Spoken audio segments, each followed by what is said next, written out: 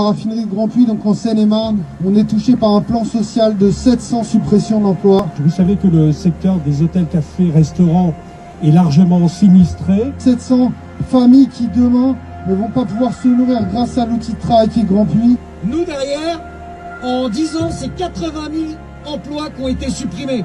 Il y a une vague de suicides en ce moment, de jeunes étudiants. Il y a des centaines de milliers d'emplois qui sont vraiment sur le grill. C'est-à-dire qu'en pleine pandémie, alors que nous aurions besoin de mettre beaucoup d'argent dans la recherche, y compris parce que Sanofi a pris du retard, et qu'elle fonctionne avec de l'argent public, une entreprise privée vient de décider ce matin encore de se séparer de 400 salariés. C'est les emplois précaires, c'est les femmes, c'est les étudiants, c'est toutes ces personnes qu'on ne voit pas et qu'il faut défendre. Dénombré entre mars 2020 et novembre, 657 plans de licenciement. Depuis que nous sommes passés sous l'emprise du groupe Casino, on a perdu 10 magasins. D'un côté, des millions sont reversés à ces entreprises, et d'un autre, on met 140 familles à la rue. Et il nous a appris que 600 d'entre nous allaient être licenciés. Donc la direction a annoncé 15 000 suppressions d'emplois dans le monde et 4 600 rien qu'en France. Le chômage de masse est en train d'exploser parce que nous avons vu les premières courbes, mais ce qui s'annonce, c'est un carnage monumental sur le plan social. Et qu'est-ce qui est fait par le gouvernement pour répondre à cette urgence?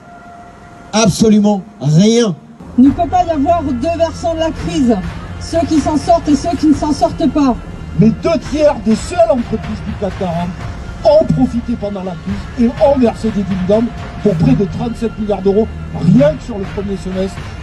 Les licenciements économiques, on sait que ça représente environ 2% des suppressions d'emplois. Il y a du pognon, il n'y a jamais eu autant de fric sur la planète, il y a de plus en plus de milliardaires. Ils nous font croire qu'il n'y a pas d'argent pour les besoins sociaux, alors que rappelons-le, on est quand même encore dans la 6e puissance mondiale.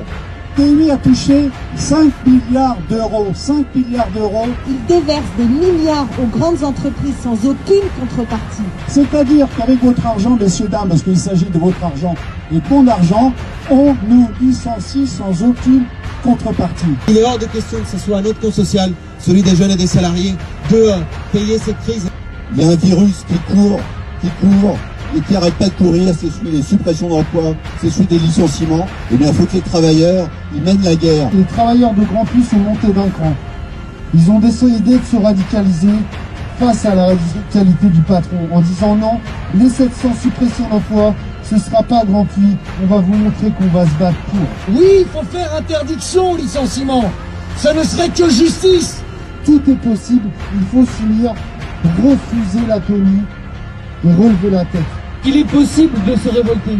Nous avons le rapport de force, nous avons l'outil de travail dans les mains et la meilleure des armes pour lutter contre le plan social, c'est la grève.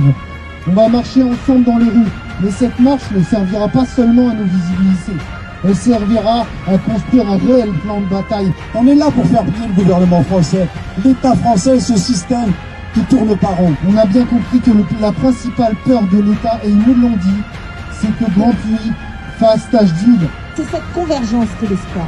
C'est travailler tous ensemble pour lutter contre ces plans sociaux. Parce qu'on va gagner. Il faut que ça se propage partout. Convergence de toutes les boîtes qui sont mobilisées et qui doivent se mettre ensemble parce qu'elles ne vont pas y arriver une à une. L'idée, c'est de manifester vers les lieux de pouvoir. C'est terminé de faire des manifs entre Bastille, République, Bastille. Il faut aller les secouer là où ils sont, là où le pouvoir prend ses décisions.